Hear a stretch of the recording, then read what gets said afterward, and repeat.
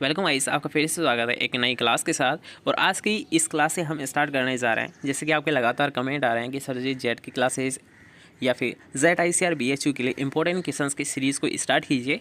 तो हाँ, सबसे पहले स्टार्ट करेंगे। आज से ही हम स्टार्ट कर रहे हैं जेट ICR BHU के जो इंपॉर्टेंट MCQ बनते हैं, मल्टीपल चॉइस क्वेश्चंस बनते हैं, जिसे आप ऑब्जेक्टिव क्वेश्चंस भी बोलते हैं।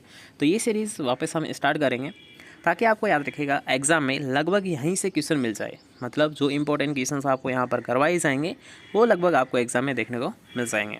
ठीक है, तो आप रेगुलर क्लासेस लेनी है, एक भी क्लास का आपको मिस नहीं करना है। और आज जब हम क्लास स्टार्ट ही कर रहे हैं तो सबसे पहले हम जो स्टार्ट करेंगे वो करेंगे जेट 2021 का जो अभी जो रिसेंटली जो पेपर हुआ था 8 अगस्त को, उसमें कौन कौन से क्वेश्चंस पूछे गए थे ये आपको ज़रूर जानना होगा। और सबसे पहले याद रखिएगा, जब भी आप मान लीजिए थ्योरी पढ़ रहे हो तो थ्योरी के जस्ट बाद में आपको पढ़ना है मॉडल पेपर्स। ठीक है, मतलब ऑब्जेक्टिव पेपर आपको पढ़ने हैं। और ऑब्जेक्टिव जब आप स्टार्ट करोगे तो ऑब्जेक्टिव में भी सबसे पहले आपको पढ़ना है ओल्ड पेपर। ठीक है, ओल्ड पेपर से आपको ये अंदाज़ा लग जाता है कि किस टाइप के क्वेश्चंस आपको एग्जाम में पूछे जा सकते हैं और किस टाइप को आपको पढ़ना चाहिए, कौन कौन से टॉपिक इंपॉर्टेंट है। ये बहुत कुछ जानकारी आपको मिल जाती है, याद रखिए, केवल ओल्ड पेपर से। ठीक है, तो आज की क्लास को हम स्टार्ट करने जा रहे हैं, वो ओल्ड पेपर से स्टार्ट करेंगे। और आज का पेपर है जेट 2021 का पेपर। ठीक है, ओल्ड पेपर के बारे में बात करेंगे। तो फर्स्ट क्वेश्चन यहाँ पर पूछा गया था आपसे कि समान वर्षा को मिलाने वाली रेखाओं को क्या कहा जाता है।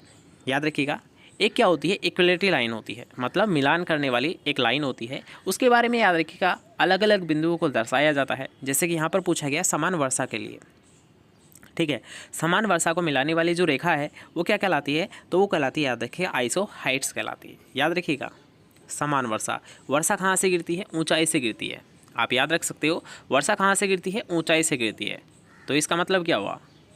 ठीक है, एक ट्रिक यहाँ पर यूज़ कर सकते हो कि वर्षा कहाँ से गिरती है, ऊंचाई से। ऊंचाई को इंग्लिश में क्या कहते हैं, हाइट। ठीक है, तो उसी से याद रख सकते हो कि आइसो हाइट किसे कहते हैं, समान वर्षा के बिंदुओं को मिलाने वाली जो काल्पनिक रेखा है उसी को हम कहते हैं आइसो हाइट्स। याद रखिएगा। चलिए, इसके साथ साथ अगर बात करते हैं, जैसे कि मान लीजिए आइसोटेक, तो हवा कैसे चलती है, टक टक की आवाज़ चलती है। ठीक है, यहाँ पर ट्रिक मैं बता रहा हूँ इनकी कि हवा कैसे चलती है, टक टक की आवाज़ के साथ चलती है। याद रखिएगा, हवा कैसे चलती है, टक टक की आवाज़ के साथ चलती है। तो इससे हमारी कौन सी ट्रिक बनती है कि समान वायु गति।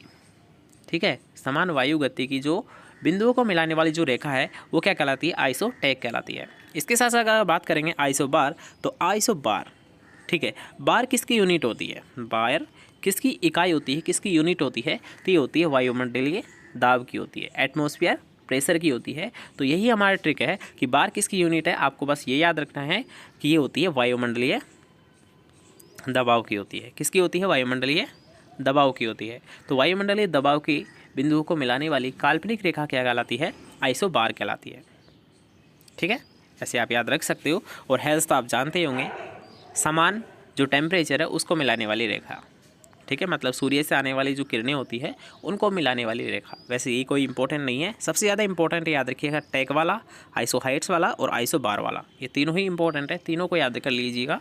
ठीक है, चलते हैं नेक्स्ट क्वेश्चन की ओर कि आधुनिक जैविक कृषि के जनक किसे कहा जाता है। तो इसमें समझाने वाली कोई बात है नहीं, सीधे याद रखिएगा कि मॉडर्न ऑर्गेनिक एग्रीकल्चर, आधुनिक जैविक कृषि के जनक अल्बर्ट हॉवर्ड को बोला जाता है। किसे बोला जाता है, अल्बर्ट हॉवर्ड को बोला जाता है।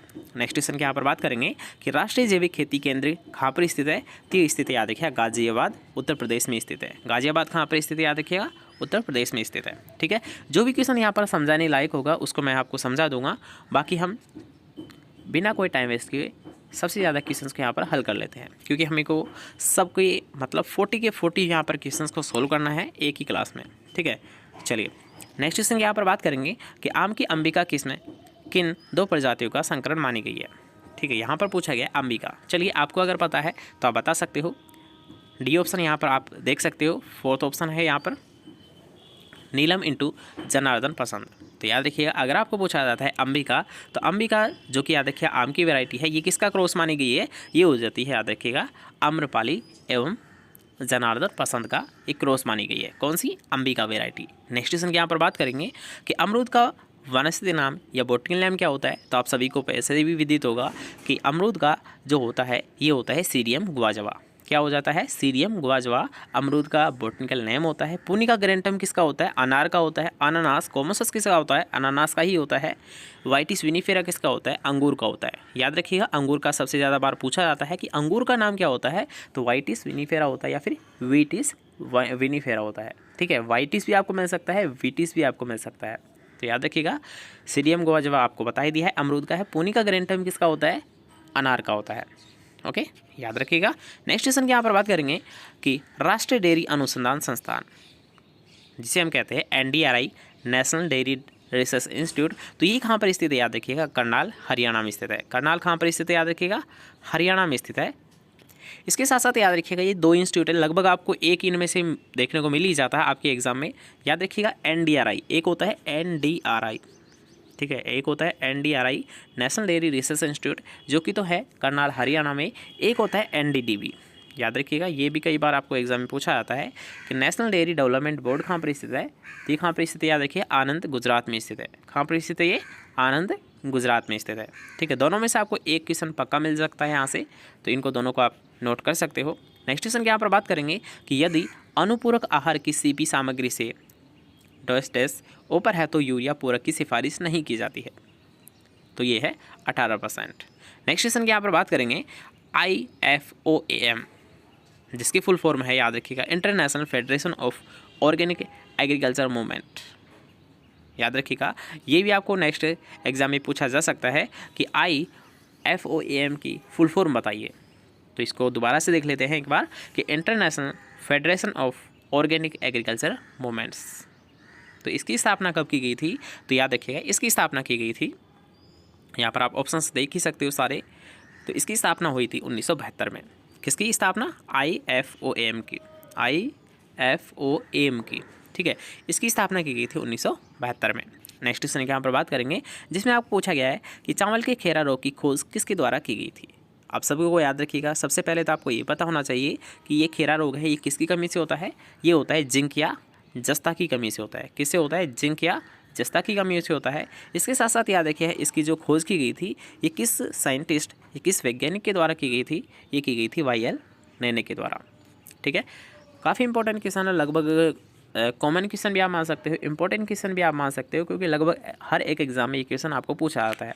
ठीक है, तो याद रखिएगा, चावल में खेरा रोग होता है, किसकी कमी से होता है, जिंक या जस्ता की कमी से होता है। किसके द्वारा इसकी खोज की गई थी, सर्वप्रथम YL नैने के द्वारा इसकी खोज की गई थी। ठीक है, नेक्स्ट क्वेश्चन के यहाँ पर बात करेंगे कि भारत में सबसे अधिक मोठ का उत्पादन करने वाला राज्य कौन सा है, तो आप सभी को पता है, याद रखिएगा, मोठ, जिसकी जो प्रसिद्ध वेराइटीज़ है वो है जड़िया और ज्वाला।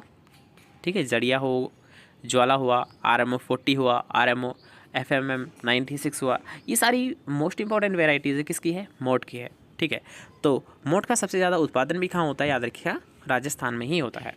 ठीक है, नेक्स्ट क्वेश्चन यहाँ पर बात करेंगे कि कौन सी फसल या पौधों में तीनों प्रकार की डोरमेंसी दिखाता है, मतलब ऐसा कौन सा पौधा है जिसमें तीनों प्रकार की डोरमेंसी या सुसुप्तावस्था पाई जाती है, तो ये तो आपको कई बार बताया था कि याद रखिएगा, ये पाई जाती है जंगली जई में।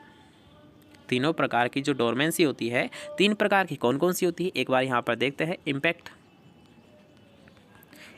होती है, इन्फोर्स्ड होती है, एक एनवायरनमेंट से संबंधित होती है।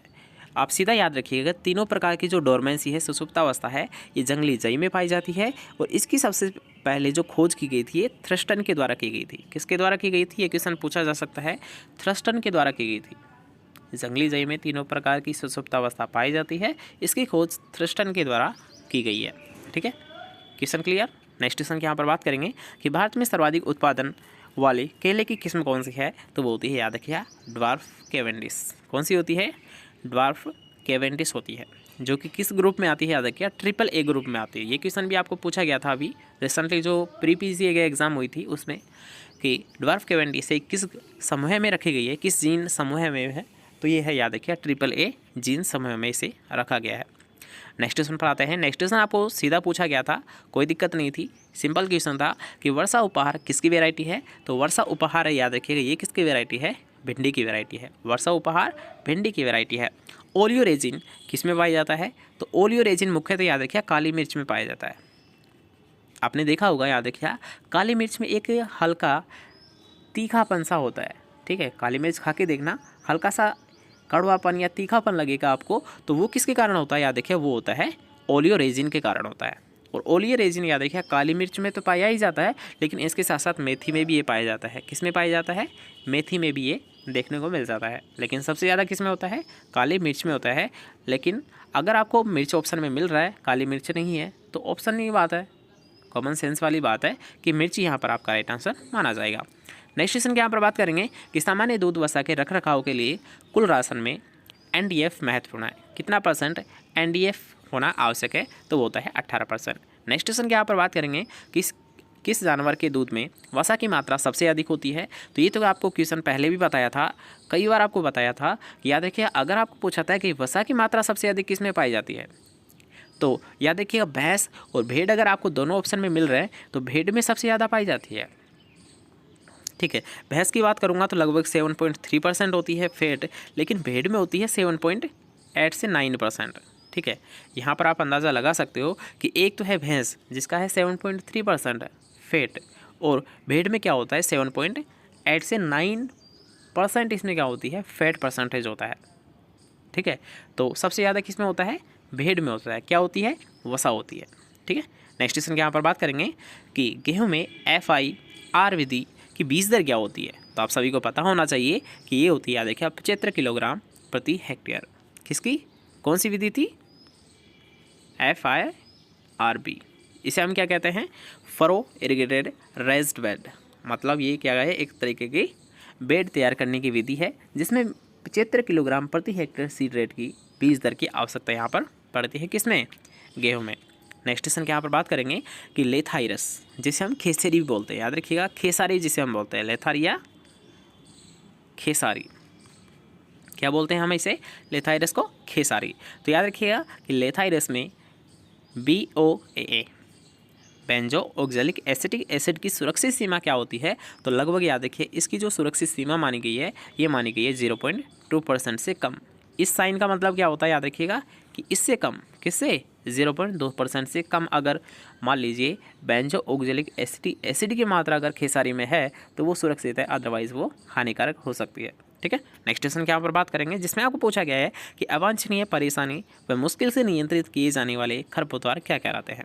तो उन्हें हम कहते हैं, याद रखिएगा, विषैला खरपतवार या नोक्सियस वीट। इंग्लिश में याद रखिएगा कि अवांछनीय, परेशानी व मुश्किल से नियंत्रित होने वाले, मतलब जिन्हें डिफ़िकल्ट हो, आसानी से कंट्रोल नहीं होते, वो उन्हें कठिनाई हो, मतलब आसानी से वो निकलते नहीं है। मान लीजिए एक बार आपने वीडिंग कर दी, उससे तो नहीं निकलेंगे, 2 बार कर दी, 3 बार कर दी, ऐसे याद रखिएगा बार बार उनको वीडिंग करनी पड़ती है ताकि वो अच्छे से निकल जाए। ठीक है, तो इस प्रकार की जो वीड होते हैं वो क्या कहलाते हैं? नोक्सियस वीड या विषैले खरपतवार होते हैं। ठीक है, याद रहेगा। नेक्स्ट क्वेश्चन के यहाँ पर बात करेंगे कि आम की बीज रहित वेराइटी कौन सी है? तो आम की बीज रहित जो वेराइटी, याद रखिएगा, सीडलेस जो वेराइटी है वो होती है सिंधु। और सिंधु किसका क्रॉस होती है? याद रखिए, रत्ना इंटू अल्फांजो का क्रॉस होती है, जिनसे सिंधु को प्राप्त किया जाता है। ठीक है, चौसा है आम की सबसे मीठी वेराइटी है। नेक्स्ट क्वेश्चन के यहाँ पर बात करेंगे कि मूली की बीज दर क्या होती है? तो मूली की अगर बात करेंगे तो इसकी बीज दर होती है 9 से 12 kg प्रति हेक्टेयर। 9 से 12 kg प्रति हेक्टेयर मूली की बीज दर होती है। नेक्स्ट क्वेश्चन के यहाँ पर बात करेंगे कि अनार में जो रोपण दूरी होती है ये कितनी रखी जाती है? काफ़ी इंपॉर्टेंट क्वेश्चन, याद रखिए, ये कई बार आपको एग्जाम में पूछा जाता है कि अनार की जो रोपण दूरी होती है ये क्या रखी जाती है। और सबसे सिंपल क्वेश्चन है ये कि 5 × 5 मीटर रखी जाती है। कितनी रखी जाती है? 5 × 5 मीटर रखी जाती है। नेक्स्ट क्वेश्चन के यहाँ पर बात करेंगे कि गायों और घोड़ों में विटामिन ए की कमी का सबसे प्रारंभिक लक्षण क्या होता है? तो आप सभी को पता है, आप इनको छोड़ दीजिए, गाय और घोड़ों को, आपको ये तो पता है कि विटामिन ए की कमी से कौन सा रोग होता है? बताइए कौन सा रोग होता है? तो वो होता है, याद रखिए, नाइट ब्लाइंडनेस, मतलब रतौंधी रोग। विटामिन ए की कमी से कौन सा रोग होता है? याद रखिए, रतौंधी या नाइट ब्लाइंडनेस रोग होता है। ठीक है, नेक्स्ट क्वेश्चन की यहाँ पर बात करेंगे अब, जिसमें पूछा गया था आपको कि निम्नलिखित में से कौन सा राज्य भारत में अंडे के उत्पादन में सर्वोच्च स्थान पर है? तो वो याद रखिए, आंध्र प्रदेश। कौन सा है सर्वोच्च स्थान पर? Andhra Pradesh, AP। Next question की यहाँ पर बात करेंगे कि बाजरा का परीक्षण वजन ग्राम क्या है? मतलब यहाँ पर याद रखिएगा टेस्ट वेट पूछा गया है सीड इंडेक्स नहीं पूछा गया, बल्कि क्या पूछा गया है, टेस्ट वेट पूछा गया है। तो सबसे पहले यहाँ पर अगर बात करेंगे टेस्ट वेट बाजरे का, तो ये होता है 4 से 5 ग्राम। ठीक है, क्या होता है, 4 से 5 ग्राम होता है। ओके, लेकिन अब यहाँ पर आपको एक पॉइंट यहाँ पर दिख रहा होगा, टेस्ट वेट। ये दो प्रकार के होते हैं, याद रखिए, एक होता है टेस्ट वेट, एक होता है टेस्ट वेट, एक होता है सीड इंडेक्स। क्या होता है, एक सीड इंडेक्स होता है। अब इनमें डिफरेंस क्या है, इनमें अब डिफरेंस क्या है ये आपको पता चलना है। तो टेस्ट वेट याद रखिएगा क्या होता है, छोटे छोटे जो दाने होते हैं उन फसलों का किया जाता है, छोटे छोटे दाने वाली फसलों का किया जाता है टेस्ट वेट। और जिन फसलों के बड़े बीज होते हैं, बीज का आकार जिनका बड़ा होता है, उनका किया जाता है सीड इंडेक्स। अब सीड इंडेक्स में लिए जाते हैं, याद रखिएगा, मात्र 100 बीज। कितने लिए जाते हैं, मात्र 100 बीज इसमें लिए जाते हैं। लेकिन अगर हम बात करेंगे टेस्ट वेट, तो टेस्ट याद रखिएगा ये किया जाता है 1000 का, 1000 बीजों का टेस्ट वेट किया जाता है। लेकिन सीड इंडेक्स मात्र 100 बीजों का किया जाता है। सीड इंडेक्स में बड़े बीजों को लिया जाता है और टेस्ट वेट में छोटे बीजों को लिया जाता है। हो गए क्लियर दोनों पॉइंट? ठीक है, चलिए नेक्स्ट पॉइंट के यहाँ पर बढ़ेंगे। इक्रीसेट। इक्रीसेट क्या है, इक्रीसेट है क्या, तो याद रखिए, इक्रीसेट है एक अंतर्राष्ट्रीय संगठन, मतलब इंटरनेशनल ऑर्गेनाइजेशन। ओके, चलिए नेक्स्ट क्वेश्चन की यहाँ पर बात करेंगे कि वर्तमान समय में आइसोप्रोटेरियन की जगह कौन सा खरपतवारनाशी उपयोग करते हैं। तो आइसोप्रोटेरियन की अगर बात करेंगे तो इसकी जगह याद रखिए मेट सल्फ्यूरान का प्रयोग किया जाता है, मेट सल्फ्यूरान का प्रयोग किया जाता है। और अगर आपको यहाँ पर पूछा जाता है किस फसल में इसका प्रयोग किया जाता है मुख्यतः, तो मेट सल्फ्यूरान का जो प्रयोग किया जाता है मुख्यतः याद रखिए ये किया जाता है गेहूँ फसल में किया जाता है। किस में किया जाता है, मुख्यतः गेहूँ फसल में किया जाता है। नेक्स्ट क्वेश्चन की यहाँ पर बात करेंगे, अब जिसमें आपको पूछा गया था कि निम्न में से कौन से फल में एक लिंगाश्री पाया जाता है। तो एक लिंगाश्री, या फिर अगर आपको पूछा जाता है डायोसियस प्लांट कौन सा है, तो डायोसियस जो फॉर्म होती है ये होती है, याद रखिएगा, पपीते में। पपीता कौन सा होता है, डायोसियस होता है। कौन सा होता है, डायोसियस होता है। नेक्स्ट क्वेश्चन है कि अंगूर के प्रवर्धन की उपयुक्त विधि कौन सी है, तो याद रखिएगा वो होती है कटिंग। आप सभी को पता है, याद रखिए, हार्डवुड कटिंग। अंगूर का जो प्रवर्धन किया जाता है ये किससे किया जाता है, हार्डवुड कटिंग से किया जाता है। लेकिन यहाँ पर हार्डवुड आपको नहीं पूछा गया था, सीधा पूछा गया था कि लेयरिंग, ग्राफ्टिंग, कटिंग या इनार्चिंग। तो इसका राइट आंसर क्या हो जाएगा, कटिंग, मतलब कलमों के द्वारा अंगूर का प्रवर्धन किया जाता है। नेक्स्ट क्वेश्चन की यहाँ पर बात करेंगे कि केले का कौन सा भाग खाया जाता है। तो केले का अगर आपको पूछा जाता है कि केले का कौन सा भाग खाया जाता है, तो वो खाया जाता है एंडोकार्प। क्या खाया जाता है, एंडोकार्प खाया जाता है। ये भी काफ़ी इंपॉर्टेंट क्वेश्चन है, इसको भी याद रखिएगा, ये भी एग्जाम में क्वेश्चन रिपीट हो सकता है। नेक्स्ट क्वेश्चन यहाँ पर बात करेंगे कि रोमेन में अमोनिया और कुल VFA का संकेंद्रण किसके लिए सर्वाधिक होता है। तो याद रखिए, इसको तो रट लेना, कैटल के लिए सबसे ज़्यादा होता है। कौन सा, VFA सबसे ज़्यादा किसके होता है, गाय का होता है। राष्ट्रीय ऊँट अनुसंधान केंद्र कहाँ पर स्थित है, तो ये स्थिति याद रखिएगा जोहड़बीड़, बीकानेर में। बीकानेर में कौन सी जगह है, जोहड़बीड़, जहाँ पर NRC स्थित है, नेशनल रिसर्च कैमल का रिसर्च इंस्टीट्यूट है, वो है जोहड़बीड़, बीकानेर में स्थित है। नेक्स्ट क्वेश्चन यहाँ पर बात करेंगे कि अरहर की कम अवधि किस्म कौन सी है। याद रखिएगा, मतलब एक तो वेराइटी होती है जो कि उसका मिनिमम टाइम लेती है, लेकिन ऐसे ही अभी कुछ वेराइटीज़ यहाँ पर डेवलप की जा चुकी है, जो क्या है, उनका जो एवरेज टाइम में होता है, जैसे कि मान लीजिए कुछ क्रॉप का होता है 180 से 190 दिन, लेकिन कुछ वेराइटी यहाँ पर ऐसी भी डेवलप हो जाती है जिनका नॉर्मल टाइम तो क्या होता है 180 होता है, लेकिन वो क्या करती है 180 की जगह 150 दिन में भी आराम से तैयार हो जाती है। मतलब ऐसी वेराइटीज़ को यहाँ पर पूछा गया है कि ऐसी कौन कौन सी वेराइटीज़ है जो कि कम समय में आसानी से पक जाती है। तो वो होती है, याद रखिएगा, प्रभात, ICPL 151 और उपास 120। ठीक है, मतलब सभी है ये क्या है, कम अवधि की, शॉर्ट ड्यूरेशन की वेराइटीज़ है। किसकी, अरहर की, पिजन पी की, या फिर जिसे आप बोल सकते हो रेड ग्राम की। अरहर को ही याद रखिए रेड ग्राम के नाम से भी जाना जाता है। ठीक है, ये भी याद रहेगा। चलिए नेक्स्ट क्वेश्चन की यहाँ पर बात करेंगे, अब जिसमें आपको पूछा गया था कि मैक्सिकन गेहूँ की कोलियोप्टाइल लंबाई सेंटीमीटर कितनी है। तो याद रखिएगा, अगर आपको पूछा जाता है कोलियोप्टाइल की लंबाई, तो ये होती है, याद रखिए, 10 सेंटीमीटर। नेक्स्ट क्वेश्चन की यहाँ पर बात करेंगे कि सजावटी सिट्रस प्रजाति कौन सी है, तो वो होती है, याद रखिए, पमेलो। और वैसे याद रखिएगा ये क्या होता है, पमेलो ही एकमात्र ऐसा है, और सभी क्या होते हैं, बहुभुनी होते हैं। और जितनी भी याद रखिएगा नींबू की जितनी भी प्रजाति है, जैसे कि संतरा है, माल्टो है, किन्नो है, ये सभी क्या होते हैं, बहुभुर्णीय होते हैं। मतलब इनमें क्या होता है, एक बीज से अनेक पौधे तैयार हो सकते हैं। लेकिन जो पमेलो होता है इसमें क्या होता है, याद रखिए, इसके एक बीज से केवल एक ही पौधा तैयार हो सकता है। मतलब ये क्या है, एक अल्भुर्णीय और सभी क्या होते हैं, बहुभुर्णीय होते हैं। पॉली एम्ब्रायोनिक स्थिति पाई जाती है नींबू में। ठीक है, मतलब उनके एक बीज से कई पौधे प्राप्त हो सकते हैं, लेकिन पमेलो है इससे एक पौधे से एक बीज से एक पौधा यहाँ पर प्राप्त होता है। ठीक है, ये याद रखिएगा। नेक्स्ट क्वेश्चन के यहाँ पर बात करेंगे कि मैंडरिन मतलब संतरा, तो इसका बॉटनिकल नेम क्या होता है, तो ये होता है सिट्रस रेटिकुलेटा। क्या होता है, सिट्रस रेटिकुलेटा।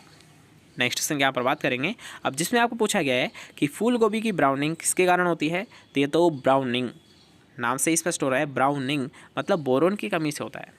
फूल गोभी की ब्राउनिंग मतलब ये किसकी होती है, किसकी कमी से होता है, बोरोन की कमी से होता है। नेक्स्ट क्वेश्चन के यहाँ पर बात करेंगे कि कंद या बल्ब विकास के लिए इष्टतम तापमान कितना होता है।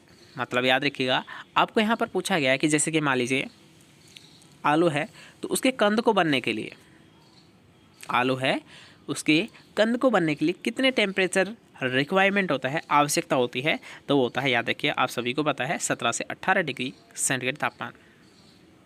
लेकिन यहाँ पर ऑप्शन में था, सॉरी यहाँ पर बल्ब के लिए पूछा गया है।